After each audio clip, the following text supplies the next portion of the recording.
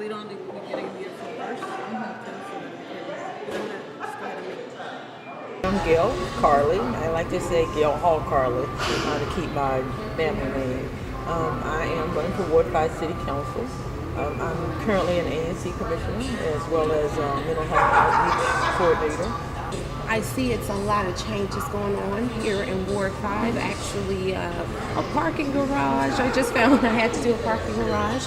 But anyway, along with all the changes that are occurring, do you see that as something that is going to be really beneficial and impactful for residents of Ward 5? Impactful, yes. Beneficial, that's yet to be seen.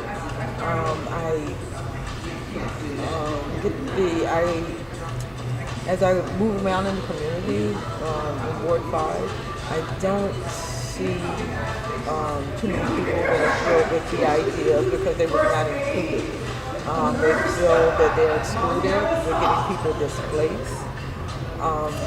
So right now, I must go with the majority since these are the people that I want to represent, those without a voice, and say that we'll see.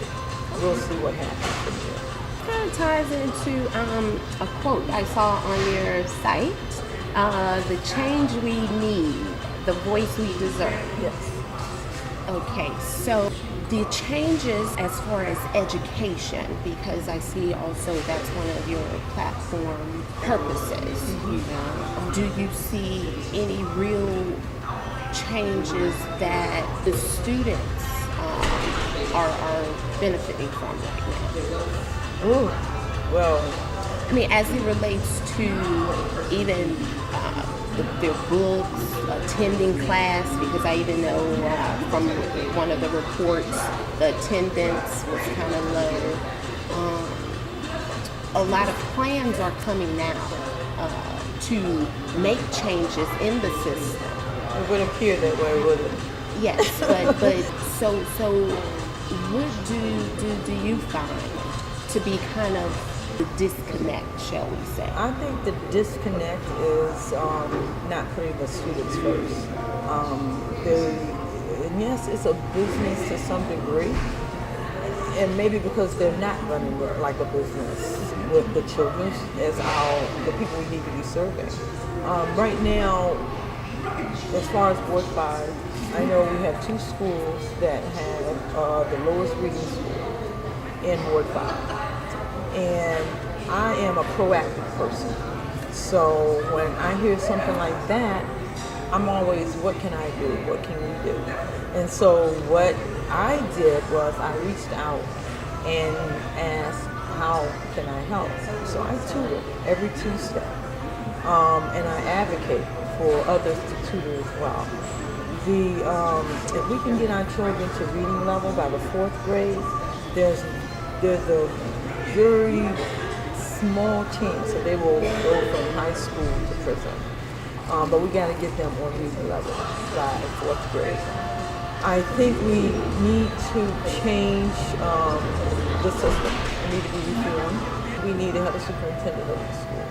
I think we need to have the school boards over the school. I don't think no one person can handle and should be responsible for dictating how the school is ran. So that's what I mean, I see there's changes. Unfortunately, these changes is a result of problems that we should have foreseen in the beginning, had we put the children first. I read that you are a commissioner of Ward 5, ANC. So how does that kind of, do you feel you're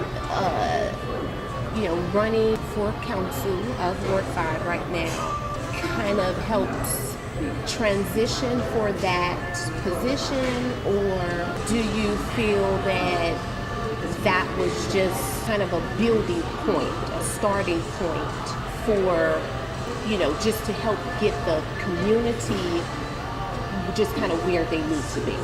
I'm glad you're asking me these questions because that's really, I was just talking about that. I don't think, I'm ex-Army.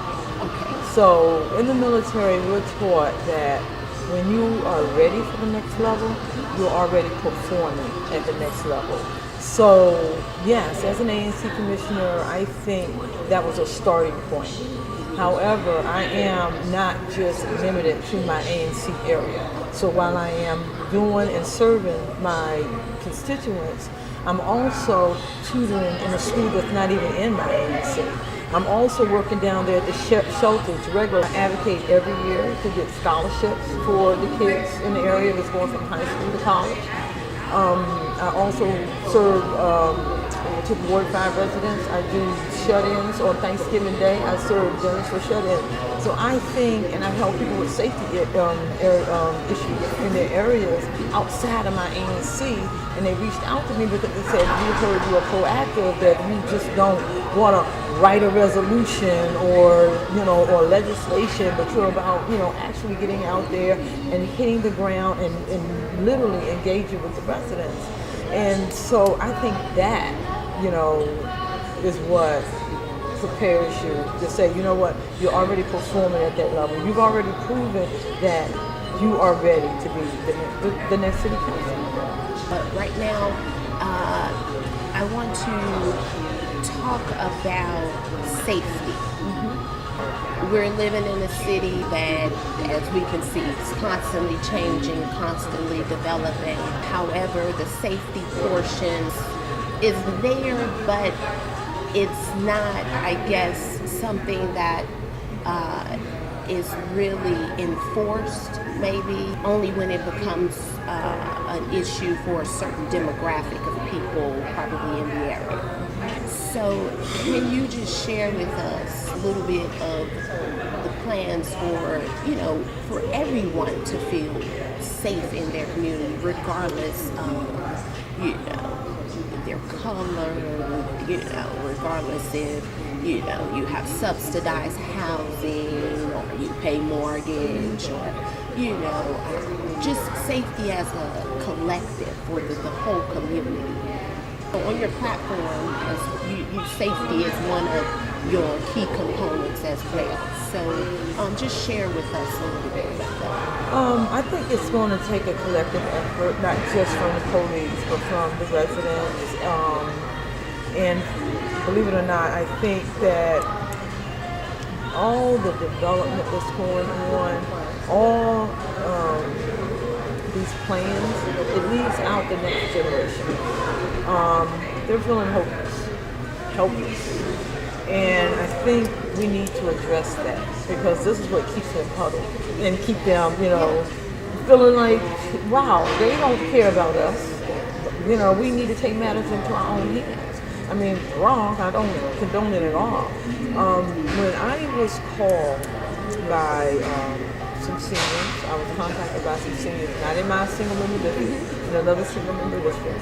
They have tried to talk to every elected official possible to try to get the safety issues, concerns addressed over there at 13th and Rhode Island Avenue. And I was a little hesitant because people would say, hey, that's my area, that's my area, that's my area. And then I started thinking, look, I'm a resident in District of Columbia. I can move and go wherever I want. If people reach out to me, I should be able to, address them. I should be able to go over there if they ask. And so I did. And what I did, I got the owners of that property that's renting out to the proprietors. I got the proprietors, I got the residents, I got the guardian angels, I got the police captain for that area, and I got the attorney general, all to meet one day. And we said, here's what you're going to do. And as a result of that meeting, they put a fence around that parking lot. They put lights out there. They have more patrolling going on. Police actually servicing the area a little bit more. And it has helped a little. But as time goes on, if you don't continue to address it and continue to say, look, we're taking back this area and no one group is going to monopolize it. And until we become more consistent about that, then and send this message, no, not here. You're not going to do this here. Then we're going to have problems. We can't do something one time and then, throw our hands up and become complacent again. And I think that's the problem. And it's not about the police. It's not even about the police. But we do need to have a relationship with the police. And I think that what I plan to do, I know people always say, I'm going to address affordable housing. I'm going to do this, but they don't have a plan. And so my plan is to be able to go out here. I was talking to some men the other day, and I said, you know what, one of the biggest problems we have with these young people out on the corner is we don't have adults going out there and saying, hey, what's going on? How you doing? You know what? Let me tell you my story. Let me tell you why you don't want to go down this road. And offer them an alternative. Say, look, come on back to school. Let's give an incentive, get them back into the classrooms. This education is important. You get them educated and tell you the outcome of the path is going to be totally, totally different than the one they're taking at that particular time. Now, being out in the community, do you find that people feel most comfortable with telling you if they're unsafe in their community? Yeah, I do, and that's one of the things that, I'm in mental health, so I always ask people, what are your strengths? What are your weaknesses? And I think one of my strengths is I'm comfortable wherever I go, even when I go down to the shelter. So, I think that when you are responsible for a community, when you're responsible for, the lives of people, that you can't be responsible at this. You gotta be one hands. And that's me. I'm one hands. And I'm doing it now. I'm not waiting for somebody to say, man, you're now in charge. No, it doesn't work like that. And the seniors come up to me. It doesn't matter their ethnicity, how young, how old. They'll say, don't look over there, but let me tell. And this is when I get out in the community. No, don't look. And they're telling me things that, is a problem, things that are concern, something they want to address that hasn't been addressed. So, I don't have a problem. I think my strength is making people feel comfortable in my presence. I did see that you are a lifelong resident of the ward. If the house you grew up in, live there now, or, it's still in the family. But I'm sure you can see that that particular neighborhood has changed, transitioned. But are these going to be affordable for the people that really need them, do you find? With the development that's going on, I have gone to every new development in Ward 5. And as a projected renter, as a potential renter, I would like to rent. What is the process? How much is it? These are the things I ask. It's not affordable. It isn't affordable. It is not affordable. None of it is affordable. I don't even want to go into the names, but none of these homes are affordable. Affordable to me is minimum wage is $12.50 an hour. If a person is working 40 hours a week, they should be able to afford to rent something. Even if two people, a couple, are working 40 hours a week at $12.50 an hour, they will not be able to afford to rent in Ward 5. And that's sad because, we're now going to have people who are displaced, people who, who's going to work these jobs at minimum wage? You think people are going to come across from Virginia or come across, you think you can keep people in the shelters that's working these jobs? That's not fair. That's not fair at all. So I think we need to rethink the term affordable, this affordable housing. We need to rethink that, and that's one of the first things that I want to do is we need to redefine affordable housing, and we need to make it realistically affordable. So I think several ways we can do that. We can stop sending back that $5.5 million that we receive from HUD every year. We should use it because we could give out 1,000 vouchers or we can build. We are not doing anything with that, and that's sad. So I've already determined that as a Ward 5 City Council member, I want to chair housing. I want to chair housing. So again, I want to be on hands, hit the ground running, and that's one of the committees I've already determined that I want to chair, and I want to sit on the education committee, and I want to sit on the mental health committee. I just want to, again, focus on, and I think we've made these type of mistakes in the past when we had people to think that, okay, you know what, I've been an ANC, so now I'm ready for the council member level. I think this should not be about what people verbally promise. I think this needs to be like any job. You know, you got someone's resume in front of you, and they are saying, here's what I have done, and this has, is why I can perform well at this job. We can't just keep asking people, well, why do you think or here's the question. Will you do this? Well, yeah, of course I'm going to do that. I mean, you're going to tell people what you want to hear in order to get that job. We need to look at what they've done. And not just as an agency within that small realm, that small boundary.